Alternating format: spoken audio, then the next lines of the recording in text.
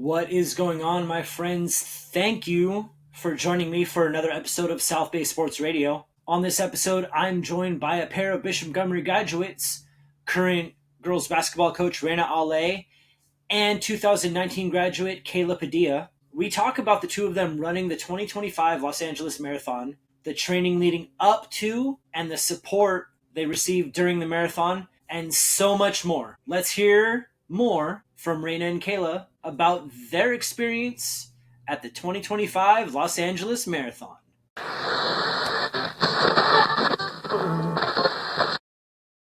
Ladies, thank you very much for joining me. Thanks for having us. Yeah, thank you, Nick. We are here today to talk about the marathon ran on the 16th of March. Now, how long had participating in a marathon been on your radar? It has been on my radar for, I want to say, a little over 5 years. I was training for the half marathon before the pandemic hit. It was the Nike LA half marathon. It was supposed to be in March of 2020, and I was training hard, and then COVID happened, they canceled it, but I still did it. And so at that point I was like, dang, like I kind of want to try and do a marathon. That's going to be on my bucket list. And then, this year I finally was like, I guess this is the year for me to do it. So yeah, probably like 5 years for me. For me, definitely not as long. During my last year at USC, I had always thought about the prospect of like turning to running once I stopped playing.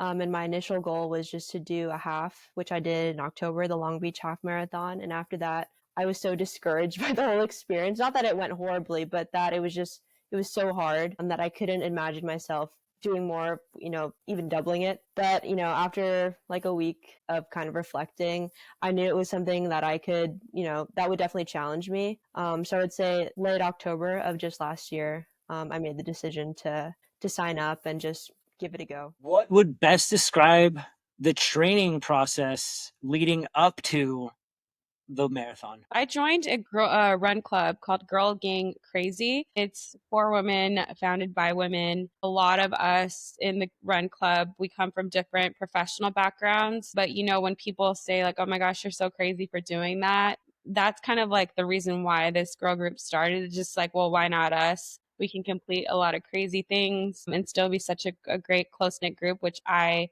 really, really want to shout out Girl Getting Crazy, because without that run club training, it's led by Mariah Dyson. She's ran a couple of marathons before, and she's a certified run coach. Like, I wouldn't know what to do. So we started in December. It was really hard for me because that was right when season started.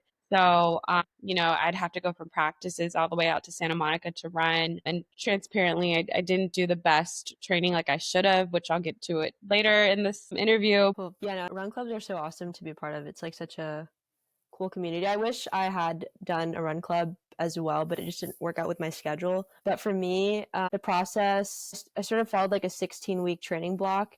That started like maybe a little bit after Thanksgiving of last year. But I had like a pretty good base already because I had just done the half marathon. But again, like I had no idea what I was doing to sort of train for this. So luckily, I have a friend, her name is Cameron Mallory. She was a former manager of the USC women's basketball team who became a runner after playing basketball in college, not at USC, I think it was Cal Lutheran. And she went from being an accountant, quitting that, becoming a full-time trainer, is now a running coach at like the Nike running studios in Irvine. So luckily had her in my corner to sort of develop a plan for me, and really just stuck to it. Like it was a lot of hard work, a lot of hours, a lot of miles. But I really think sort of how I stuck to the training plan, sort of, it translated to the race.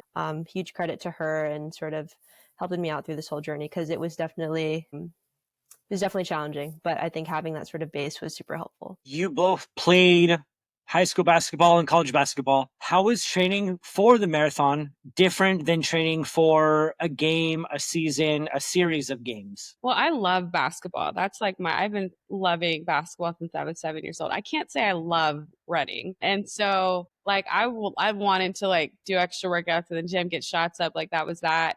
And I think the purpose for me, like I like running. I don't love it, but I just was so encouraged by wanting to do something that like not a lot of people can do. I wanted to challenge. I love challenging myself. And I think that's a similar thing to me on the basketball court. I like always wanted to defend the best player. I always wanted to be the one to like score a bucket if we needed it. I just really wanted to challenge myself to do something that is so hard to do. And I also like have been talking about doing a marathon to my friends, especially my players, the past 3 years at Bishop, and they're like, "Coach, you're never gonna do it.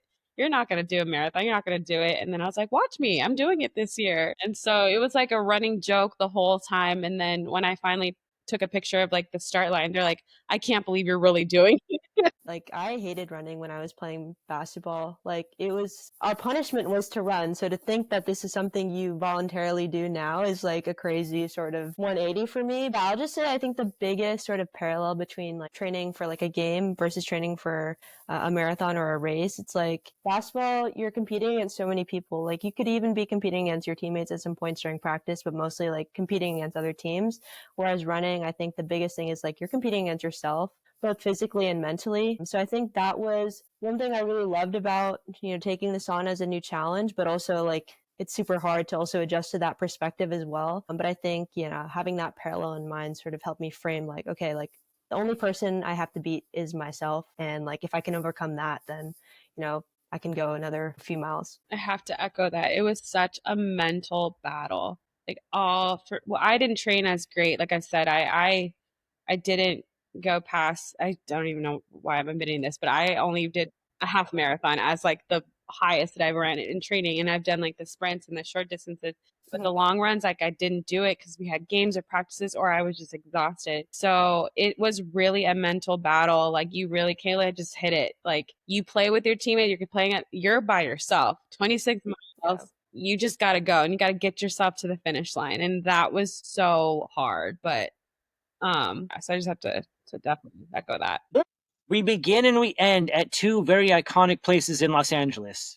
Start lines at Dodger Stadium, finish lines at the Santa Monica Pier. What time did we wake up? And walk me through your routine yesterday morning and Saturday evening to just be prepared, not only mentally, but physically. I'll start with this one, Rheina. I guess Saturday night, I'm not like a super early morning person, and I was trying to like, I think it's more important to get a few good nights sleep before instead of banking on having a good night's rest before, because there's no way. Like, I had to wake up at 3 a.m. and that meant like sleeping at 8 to like get a decent amount of sleep. Like, I kept waking up throughout the middle of the night, like did not want to miss my alarm. But I think the biggest thing that I've learned throughout marathon training, I've tried to like sort of model a lot of the long runs I did on the weekends to like mimic the routine I would do eventually on race day. And everything I've heard is like nothing new come the day of the marathon. Like, eat the same food, like have the same routine. Like, you don't want anything to mess with like the flow of what you're doing. So I woke up at 3, took the shuttle actually from the finish line to Dodger Stadium just to bypass a bunch of traffic. And luckily, for this marathon, I got my bib through the Children's Hospital of Los Angeles. So it was really fun to sort of help raise money for them. Also, it's like a hospital that's, close to my heart. I have a lot of personal connections to that. So luckily, I raised enough money to get access to a suite beforehand, which was awesome because it was very cold outside and could use some real bathrooms. And it was nice to sort of just like have a space for me to sort of relax before then. But yeah, that was my morning. And then I think we all started at like 7. I think that was when everyone went. Yeah, for me, so I am a night owl. I hate early mornings, but I knew that we were leaving Carson. My mom wanted to drop me off to Dodger Stadium. One of my friends, Javiana, she was running it as well. She lives around the corner from me. And so my mom dropped the both of us off. We were leaving Carson at 4:30. And so I like shut everything off at 9 o'clock, 9:30 the latest, and I like passed out. I was really tired from Saturday. But I definitely had dreams too. I had a dream that I finished last and they were calling my name on the speaker. Rheina Ale, are you out there? And like I woke up in the middle of the night, like there's Oh my God. finishing last. I just didn't want to be last. I didn't want to be last. Yeah. So I kept waking up. I'm like, oh my God. And I kept checking my alarm. I laid everything out so I'm not rushing in the morning because I knew I was going to be miserable. But we left at 4:30. Didn't really have a routine then, but I did have some. I know that I was researching and have some oatmeal before. But yes, I didn't. I was freezing. We didn't get there till like 5:30. I saw at 10. I didn't know that we. Now that I'm thinking about this, I'm like, now I'm for sure going to make sure that like, well, I'm never doing this again, but I was to do this again, like I'm going to raise money and do whatever I need to do to get in that damn seat because it was freezing outside, so cold. But you just see everybody like preparing with their groups and like like just families together. A lot of kids were there, and like I'm just standing around with my friend Javiana, freezing, and we're talking to a couple people. They're like, "Oh yeah, this is my 18th marathon. This is my 10th. This is my 20th." I'm like, "This is my first." Like what? So, and then the race started at 7, and like me and Javiana, I was like, okay, I'll see. She's the actual runner, so I was like, I'll see you when I see you. And I don't think I did, but but that was my experience. Rheina Ale, we're still searching for Rheina Ale. Have you seen her? I was like, I can't be last. Like that was so embarrassing. I just don't want to be last. I can't. But whatever. What was your finish time, Rheina? This was pretty bad. It wasn't last. I'm not gonna lie. I was gonna quit. Mile 16. Excuse me. I wanted to call an Uber so bad. I'm not even kidding. So I was like 16. I'm like, I gotta go. I can't do this. And then mile 20, I saw a guy on a scooter, and I was like, bro, can you just give me to 23? I think I could do. I don't even know. I think I finished in like 7 hours something. I walked a lot of it too. So, but like I said, I just wanted to finish it, and Yeah. I was going to give out. My hamstrings were done. Like today, I can't really walk. So I don't know how you're feeling, Kayla. Kayla, you set a goal for yourself to finish in a certain amount of time. What went into that process to set a goal for yourself to finish in under 4.5 hours? Okay, good job. After the half, like my half marathon, I had set a goal for that too, and I knew like there was no way I could maintain the pace I was doing for my half marathon for double that mileage. So I knew I had to run a bit at a slower pace. 4:30 just like felt right. I think it was challenging, but something I thought I could attain. Truthfully, like I had put a lot more pressure on myself for the half marathon to meet my goal as opposed to this one, just because I know it's like so much tougher to obviously accomplish this. So the main goal, truthfully, was just to like get across the finish line. I mean, no matter what your time is, everyone gets the same medal. You can say you finished the LA Marathon, but luckily, yeah, I don't know how, but I made it through and ended up meeting my goal. I think I finished 4 hours and 27 minutes, I think. So good. I was on mile 16 calling for an Uber at 4 hours. I'm proud of you. Oh That's my so God. good. I'm proud of you too, though. I'm so glad you didn't quit because that's I was about amazing. I was seeing your stories after. I was dying of laughter when you sent the screenshot of you wanted to get an Uber. That sent me. All right. Well, now you two are making me want to at least run a 5K. Yes. So there's something in that because it's a challenge and challenges are good for us. But what was the toughest part of Sunday? I mean, I physically like my hamstrings. I've always had some hamstrings issues, but like physically was so hard for me to continue. My mom and my best friends were at and Girl Getting Crazy. They're at my like the half marathon route, and I was like that point. So I was like good there, but like 16, 17, I was like my hamstrings were so tight and like I just couldn't go. And I remember this woman was on the side. You got this. You need anything? I have BioFreeze. Like she's yelling this at me.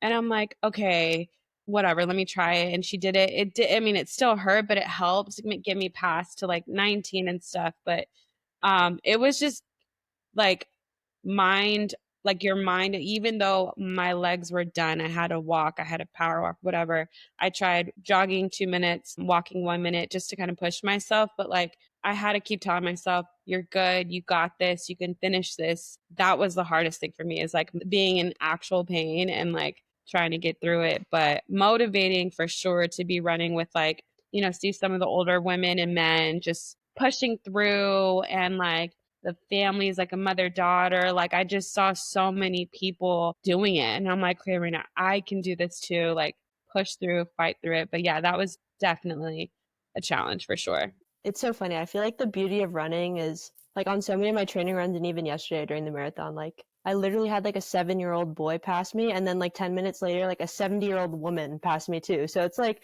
everyone is out there. It's like a sport for everyone. But the hardest part for me, I think, they say like the race starts after mile 20, and I think that's so true, especially with the way the LA Marathon course is laid out. You literally pass the finish line when you're at mile 20, like it's on the other side, so you can see a bunch of people finishing while you still have 6 more miles to go. So I think that was super that was mentally sort of daunting to like sort of see that, but know you had so much left. But yeah, again, like Rheina said, it was just everything was hurting, and it was just like, how do I keep going? Just like keep putting one foot in front of the other and just somehow make it to the finish line. I feel like that's like you're dangling a piece of candy in front of somebody that's trying to give up sugar away from them, especially during Lent. Oh, hey, here's a piece of candy. You gave up candy. Just a little bit more. You're almost there. It's horrible. It was hard. I ran through that, but for sure, that once you get to mile 20, it's so hard. That was tough.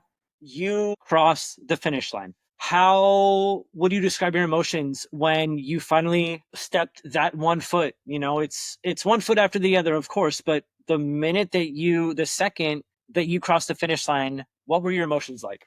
I was proud. I was very proud of myself. I got really emotional and I started crying a little bit because I was like, I really pushed myself through something that was physically challenging, but very much a mental battle. Like it's all like physically I'm feeling crazy, I'm hurting, I can barely walk, but like I mentally had to tell myself to get through something so challenging. And I was really, really proud to do that, accomplish something that's been on my bucket list for a while.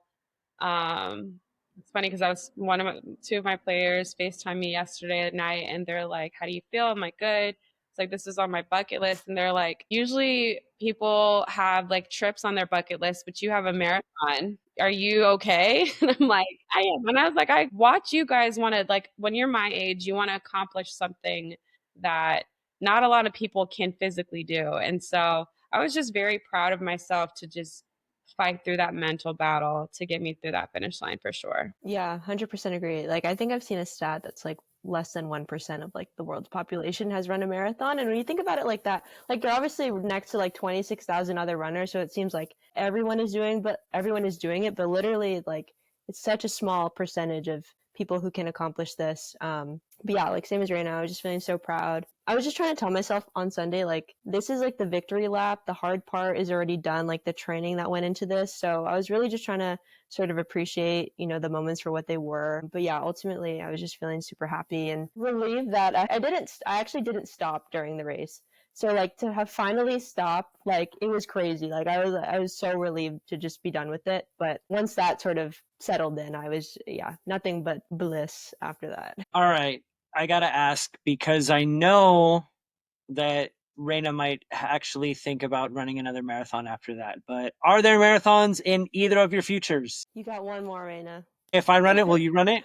If I run a marathon, will you run a marathon? If I participate in a marathon, will you? Maybe, not for a while. I'm doing the Nike half marathon in June. Oh, yeah. Yeah, I signed up for that. That was before I did the marathon. So, It's gonna seem so easy for you now. I signed up for it. But yeah, but I don't ask me this right now because I can barely walk. But maybe when I recover, we'll talk about it. Deal. That's so funny. I feel like I will eventually do another, but it'd be nice to do it like somewhere else, like a destination one. Like I was just watching like people at the Tokyo, or I've heard like Chicago. Oh, you have to qualify for Chicago. I don't know if I'll ever get to that, but like New York, that would be super cool. So maybe something like that. What about Boston? Boston is the one you qualify for, not Chicago. If I ever get fast enough for Boston, then that would be a sign to go for it. But who knows? Might take a few years. Sights and sounds from the course. What were some of the things that you saw that you were impressed with or amazed by? I saw some crazy stuff out there. I saw a man running in jeans. I saw someone wearing a full-on Elvis costume. I saw a guy running barefoot, the whole thing. But yeah, those are just like top of mind things that I saw. I saw like the signs were hilarious. Like Yes. there was a sign that said, "Worst parade ever. You paid for this. Help." Oh my God, that was funny. I took a picture of that. Like another one was like, you run like your mom has a chancla, which is like a Mexican, like a Spanish insider. It just was so many. Someone said, "Wow, I like attention too," or something. The signs were so funny. That was cool. And then like the different costumes. But I really love the run clubs, like the different groups of like people, and like more power to you, Kayla, for like training on your own, because that's the hardest thing ever. If you ever like are considering a run club tour, there's so many communities of runners. Maybe we should start one in Carson. Fact. I was thinking like I was talking to Camille Lenore about this. She's like a former basketball player run Sure, club. because Should do they're it. all so far, but no, yeah, the run club community was so fun, but yeah, that's definitely something that stood out. Yeah. Yeah, like just so many like again, like you mentioned earlier, like so many family and friends, just like seeing them interact, it was so cool. Yeah, and just like the amount of people like who didn't even have like certain people or like certain racers to support, like they were just out in front of their houses, just like like offering stuff. It was so cool just to kind of see the community come together, and it's just such an awesome atmosphere. Like even if you're not running, like just to be a spectator, it's like super inspiring and motivating just to see like everyone supporting each other. Yeah, and you hear people as you run too, like, you got this, keep going, one more mile, you're halfway there, you're almost there. Like that also is something that you need to like, especially for me, because I was like, I'm not kidding, I was going to be like, hey, I can't do this. And you just hear things and you see things. I'm like, okay, I probably can. So there's a community aspect for sure. Who were some of your biggest supporters before, during, after? My biggest supporters, Girl Gang Crazy. They had their own tent, they're throughout the group chat was just they were texting us, like continue going like that community of women, honestly, like they helped a lot. My mom, for sure. My mom actually, oh my gosh, my mom at mile 25, my mom thought that she can finish with me, like actually run through the finish line. And I'm like, I don't think you can do that. So she's running behind. I'm like, well, I'm barely running because I can't walk at this point. So I'm trying to get through it, and she's behind me with her camera, and we get up, and like there's police. They're like like checking for bibs, and I'm like, Mom, please get out. You're gonna. This is so embarrassing. Please, this is my first marathon. So like stop her, and they're like, ma'am, you need to get out. And she's like, okay, bye, Rheina. And I'm like, she thought she can go through the finish line. So I guess my mother for sure, and my best friends were there too, my godson. So yeah. That is so funny. Yeah, I did see like the people making because I feel like at any other part of the race, like no one really cared, but definitely like during the finish line here. Finish line, I was like, I think you need a bib. She's like, oh no. She was actually running behind. That is so funny. That is so funny, but love her for that. But for me, like same, my parents were there. They actually caught me at mile 20 when I was like really going through it. And I was also listening to Defying Gravity, and I was like having an emotional moment when I saw them. So I think that literally catapulted me to the finish line. But my best friends were there too. My boyfriend Brandon, he ran the half with me, but like could not do the marathon. He was just like, I just can't. But he biked with me for a lot of my runs, including my longest run at 20 miles. So just having him there was super awesome. And like I mentioned earlier, the running coach I had, Cameron Mallory, she unbelievable in sort of the training plan she set up for me. So I would say those specific people definitely wouldn't have been able to finish without them. What was the playlist? I know Kayla's really got an eclectic music taste, but Rheina, what was your playlist like? I actually I'm mixed. I started off with gospel. I had a lot of gospel music going, and then I went into like it's a hardcore rap when I couldn't like do it, and I'm like trying to prove people wrong. It was just that, and then yeah, I just had a bunch of like different things. Kendrick, from like Nipsey to like Kirk Franklin. It was so funny. Like I would have music on shuffle, like just going. But yeah, it's a good balance. That's funny. Yeah, no, I just sort of made a running playlist beforehand, and it was just like a compilation of like songs I knew would like keep me in a good mood or keep me excited. But I made a specific playlist to start at mile 20 that would last like an hour long because I know I need to hear certain songs to power me through. I think I had like Lupe Fiasco Show Goes On, and then it went to like Wicked, and then it went to like the song from The Greatest Showman called This Is Me. Amazing song. And then for the last 30 minutes, I listened to the Rocky soundtrack, and the main theme, Gonna Fly Now, I think was on repeat for like the last mile. So I love Rocky, so it was only right for it to end that way. I was expecting Europe in the final countdown at, mile 24. That would have been a good one. Or Chariots of Fire, but I maybe would have been running in slow motion. I appreciate the both of your times. I'm going to transition into going with rapid fire because I want to do this and I want Kayla's answers too. Who's your sleeper in both the men's and women's NCAA brackets? All right, Kayla. I mean, I refuse to pick anyone else other than USC to win, but if I want to see someone else go far, I'll say Harvard. I think they're going to surprise some people. Yeah, I do like Harvard as well. I don't know. I feel like when you went to USC, I think that was when I really became a really big fan because I'm like a big Bishop supporter. Obviously, I'm back at the school, but not only for like Bishop kids, but because like you're from Carson as well, and I like your Right. family, and I feel like just supporting, like seeing like your whole journey, like for sure. So outside USC is my number one. Obviously, if I had to pick like my school that I do like Harvard, TCU. Mm. Haley has her, and again, I don't know her personally, but like there was one video when she had like I think like 11 assists or something, and her coach kind of shouted her out, and she started getting emotional. She said, "I've never accomplished that before," and so I just like to see her having like a better season this year after like a lot of the backlash she had from because sometimes people can forget that athletes are human and Right. go through a lot of scrutiny. An NBA player that personifies the way that you played and practiced. That's a good one. Never thought about that before.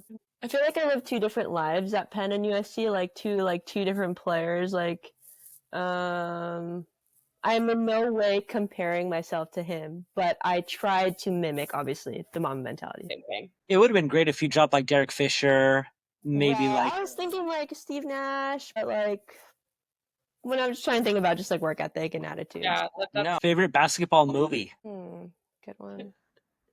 I laugh at this one because growing up, it was Love and Basketball, and I realized when I'm older that's actually a horror movie, and for a lot of reasons. So, not Love and Basketball. I love Space Jam, but like that's so basic. Because it's basketball and it's Michael Jordan and the Looney Tunes. Right, yeah. But I feel like there's something else that I'm not thinking of. Yeah. I mean, I liked Hoosiers. Here's a good one. Hoosiers. Yeah. No, Hoosiers. Coach Carter's a really good one. Wanted Man is hilarious. On any other day that's not a race day, what's your hype music? Sorry? On any other day that's not a race day, what's your hype music? My hype music, I'm a really big Nipsey Hussle rap fan. I think that I really love what he raps about, and Nipsey Hussle, he hustles and grinds. There's a lot of his songs that I just personally like, just gets me going. So I definitely would say Nipsey or Blast. That's a good one. I would just say like classic rock in general, but I listen to a lot of AC/DC when I run too. So that's good. AC/DC is interesting. All right. Rheina, I asked you this one of the last times. Kayla, I don't know if I've ever asked you this, but your favorite South Bay eatery and the dish that you love to order. And Rheina, you can answer again if you'd like to. I just went there yesterday. It's so funny. I have like a really awesome breakfast spot, and then I have like a more general one. I love eat at Rudy's in downtown Torrance. I get the veggie omelet, and it's just nice. It's just like a mom and pop. Feels very homey. And for like anything else besides breakfast, I love Hakata ramen and Gardena. I went to Japan this past summer, and the Hakata ramen and Gardena is still my favorite. So I hope that says something. Whoa. I think local kitchen is still going to be my favorite, and so good. There's like this hole in the wall burger place in Carson called Big Burger. Call it in to order and then pick it up. Takes forever. Such good burgers. Like I craved one after my race yesterday, but we went to local kitchen instead. Nice. Awesome. Randy, you said it was going to be a fun episode and you did not let me down. I really appreciate the both of you. I'm really excited to see what's in the future for both of you as well. And again, thank you. Thank you. Thank you, Nick. Thanks for having us on. Thanks for tuning in. Be sure to follow along and share these episodes with your family and friends. Until the next episode, South Bay Sports Guy signing off. Have a great day.